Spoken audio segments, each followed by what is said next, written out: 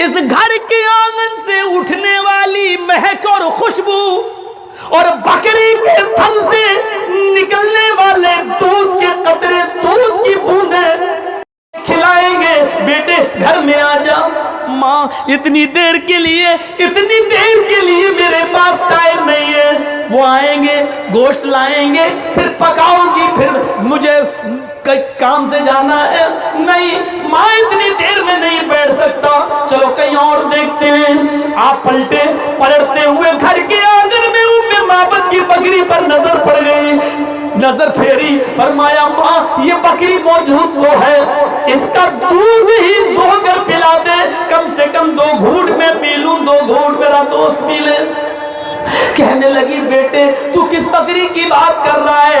कहा ये तेरे घर के आंगन में जो बैठी हुई है। कहा नहीं बेटे, इस बकरी ने तो 6 महीने पहले ही दूध देना बंद कर दिया है। अल्लाह के नबी कहते हैं माँ देखें ये बकरी कैसे दूध नहीं देती है। घर के आंगन में जाओ, एक बर्तन लेके आ जा।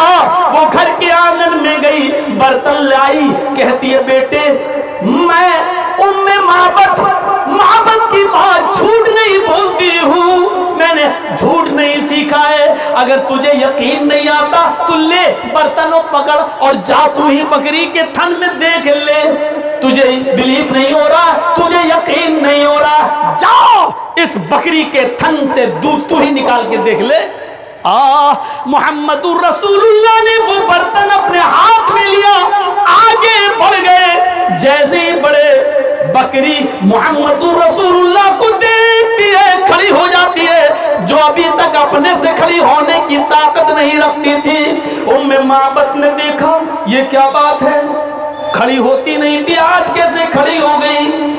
फिर उम्मे माबद की नजर बकरी के थन की तरफ गई। जैसे पंचर साइकिल के ट्यूब में हवा भरो तो फूलता है, ऐसे ही नबी का एक कदम आगे बढ़ रहा है, बकरी का थन दूध से भरता जा रहा है। उम्मे माबद इस मंजर को देखकर बड़ी परेशान है, ये क्या बात है? मैंने तो कहा था ये बकरी दूध नहीं देती, और मुझे लातो मनात की कसम, मुस्सा की कसम, ये बकरी कभी दूध नहीं देती थी।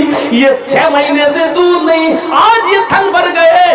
उम्मे माबद को क्या पता आज तेरे दरवाजे पर कौन आया, उसे नहीं मालूम कि आज तेरे दरवाजे पर कौन सी हस्ती आई है। आए उम्मे माबद, ये वो हस्ती है जहां जाती है रब की रहमत और रब की बरकत भी उसके साथ साथ चलती है। उम्मे माबद देखती रही। अल्लाह के नबी ने जैसी बर्तन को दोनों पैरों से दबाया और पानी थन पे मारा, दोनों थनों को पकड़ के जैसे कहा बिस्मिल्लाह, बकरी ने ऐसे दूध देना शुरू कर दिया जैसे सावन भादों की बारिश हो रही हो। बर्तन भर गया। आपने कहा पियो, अबू बकर ने पिया, आपने पिया। आए माँ ये दूध थोड़ा बच गया है, हम दोनों का पेट भर गया है, ले तू भी पी ले।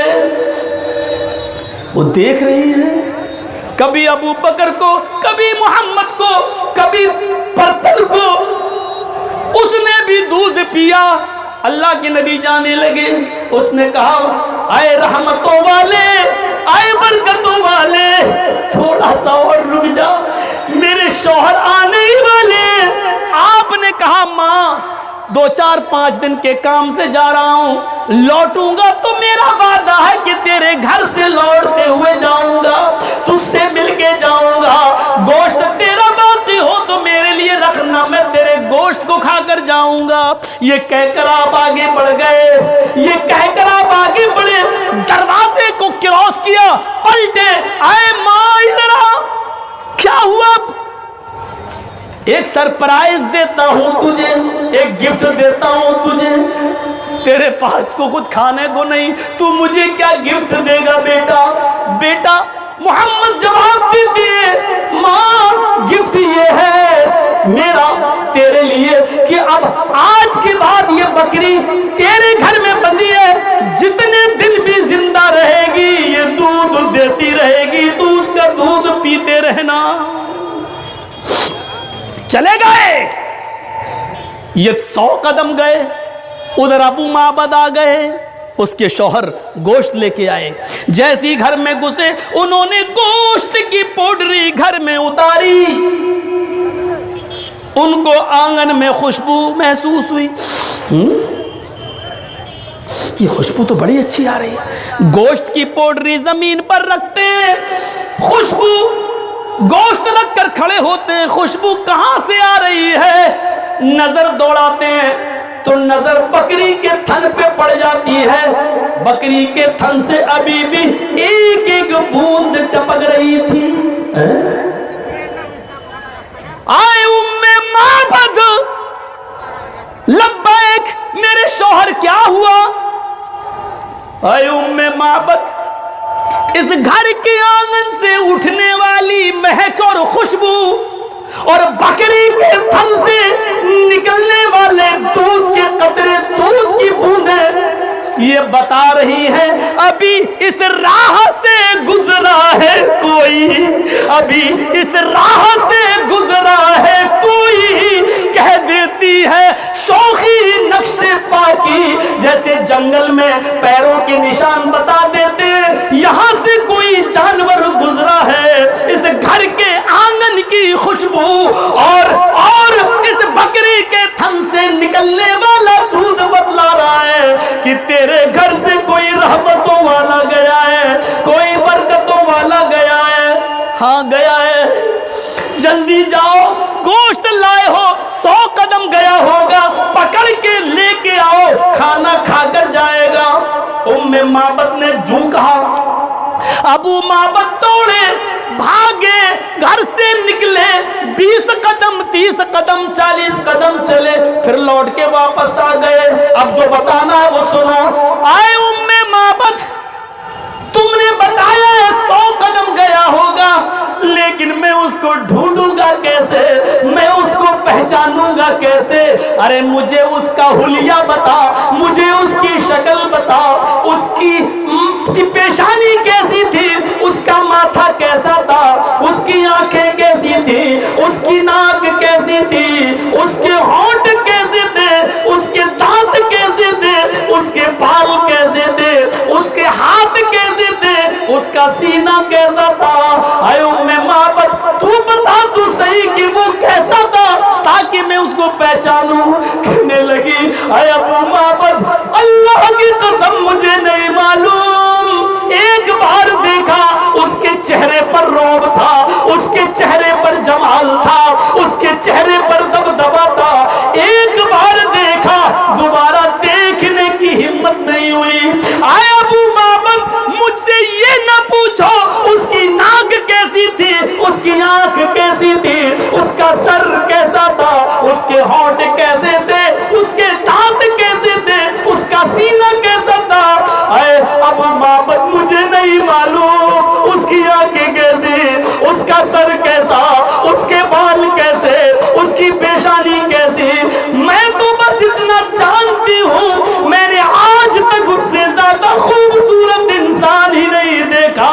मेरे घर में आया तो लग रहा था जैसे कोई सूरज का टुकड़ा मेरे घर में आ गया हो। तुम्हें जो सबसे ज्यादा खूबसूरत नजर आए, तुम्हें जो सबसे ज्यादा हसीन नजर आए, उसी को ले आना, मैं समझ जाना कि यही है। उम्मे माबद के घर में जो गया था वो यही है, उससे ज्यादा खूबसूरत मैंने आज तक किसी इंसान को नहीं देखा। मेरे भाइयों, खूबसूरती का सबसे अच्छा नक्शा अगर मुझे जो लगा हदीस की किताबें पढ़ने के बाद, वो उम्मे माबद का लगा है, जिसने नबी की खूबसूरती का जिक्र इस तरीके से किया है। ये थी नबी की खूबसूरती, ये था नबी का हुस्न। और हिंदू भाई तलाश कर रहे हैं हसीन व जमील आखिरी नबी को, वो हमारे पास है, हम तुम्हें दे रहे हैं, तुम लो। मेरे भाइयों, 2 घंटे तकरीर, लगातार प्रोग्राम, कल भी प्रोग्राम, रुखसत होने से पहले इल्तिजा, गुजारिश। मुझे मालूम था कि जब मैं बोला तो लोग वहाँ तक थे जहाँ तक हरी ग्रीन लाइट जल रही पीछे, लेकिन बंगाल है, जर्जी साहब को सुनना भी ज़रूरी है, रात ज़्यादा होगी तो भागना भी ज़रूरी है, सब चीज़ें। अब आधे लोग रह गए हैं,